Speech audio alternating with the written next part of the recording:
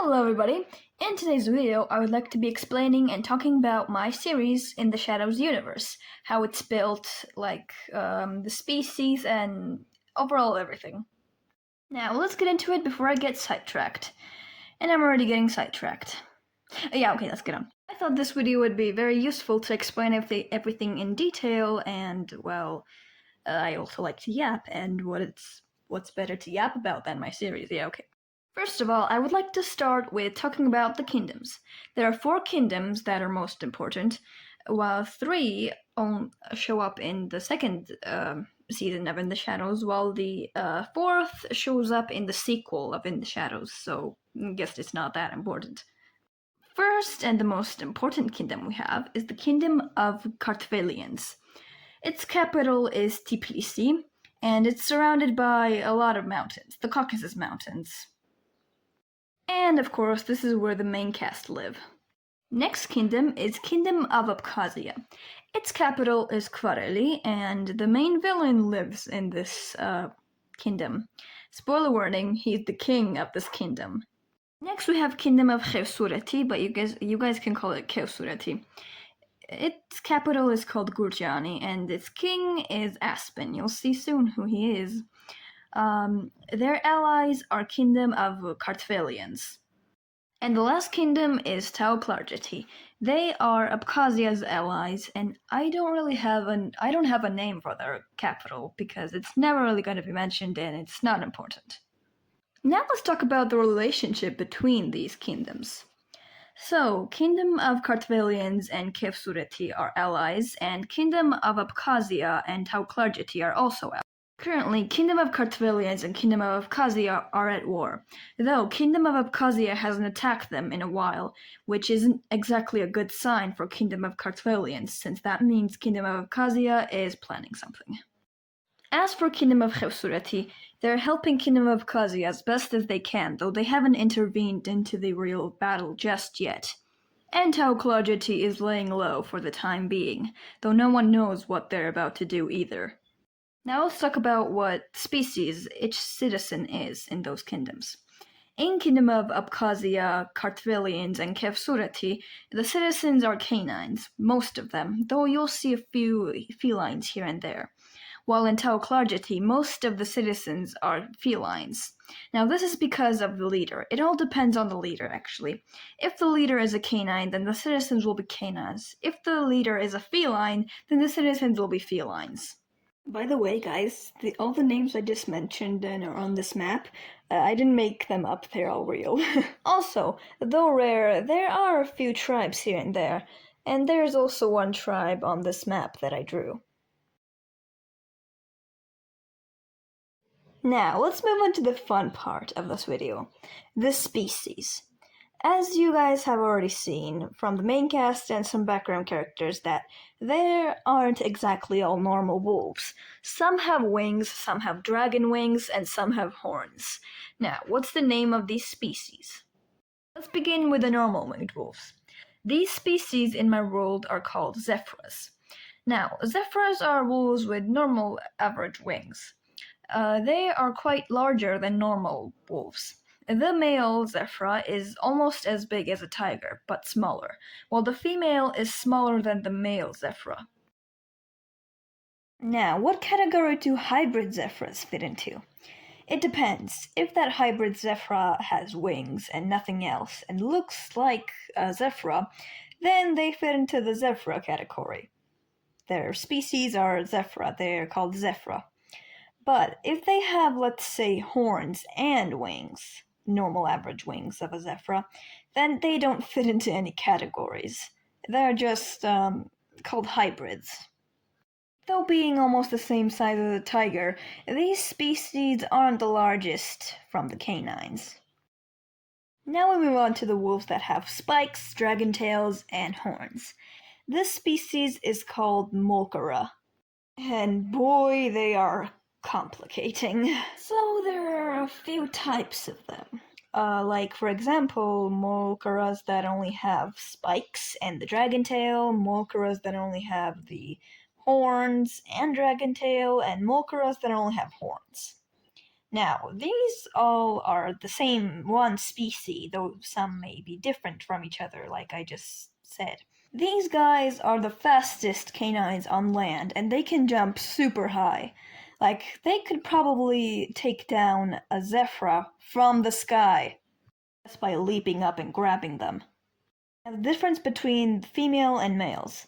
Unlike zebras, both female and male are the same size. But male molcaras, though not most of them, have spikes on their back, while females don't.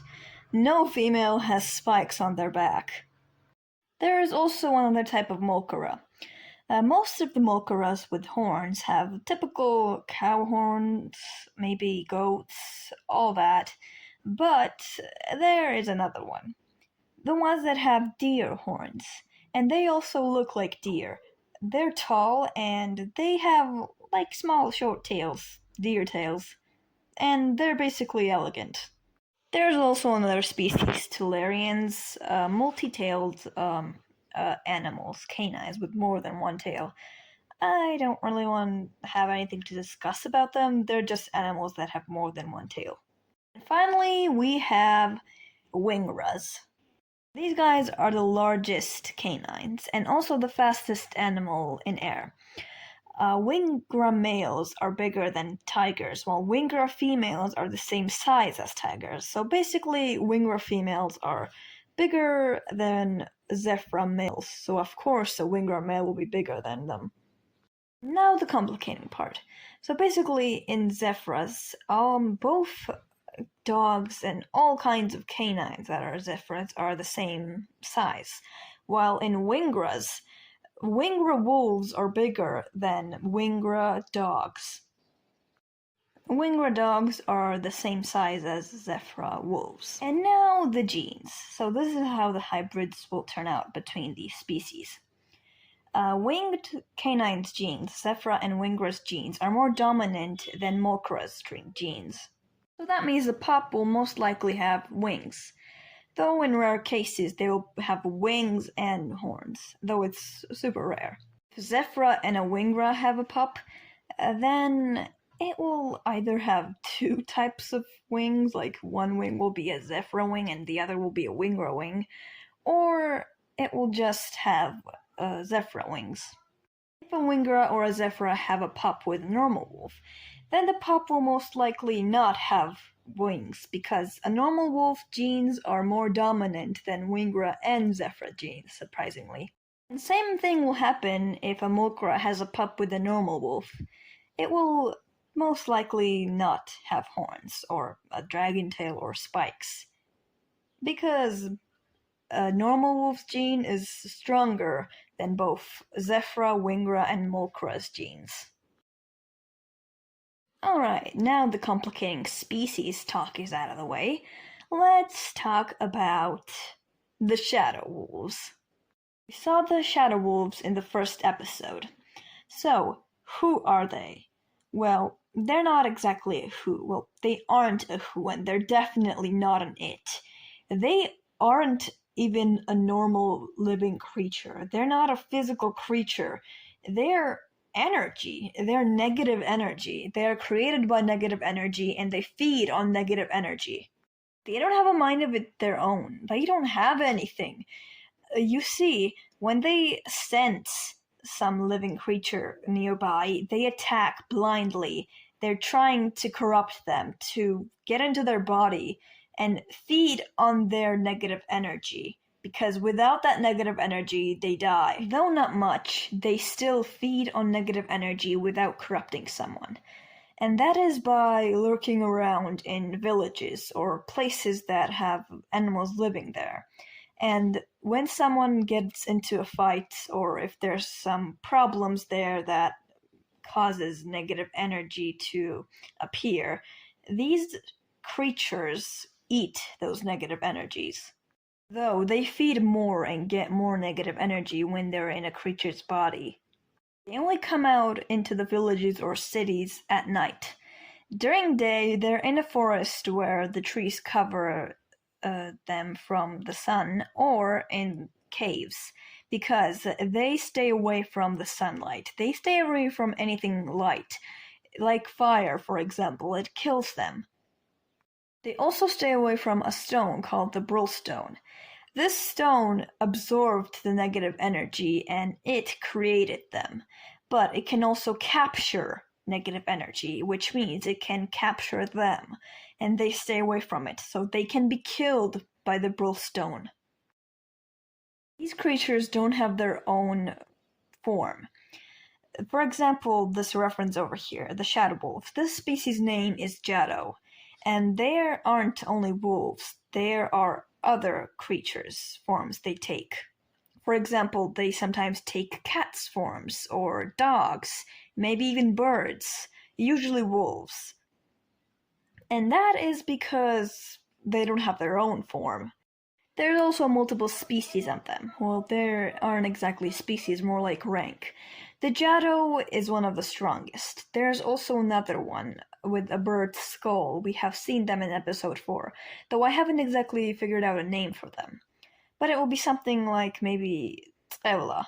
Now, what does Jado mean? Jado in Georgian means curse, so basically they're curses. Their names are curses. Tsevla is also a curse. So, these are curses, negative energy, everything bad. These creatures were created centuries ago, but they were locked up in the Brillstone once again by Miriani, a legend that I'll be explaining in a different video.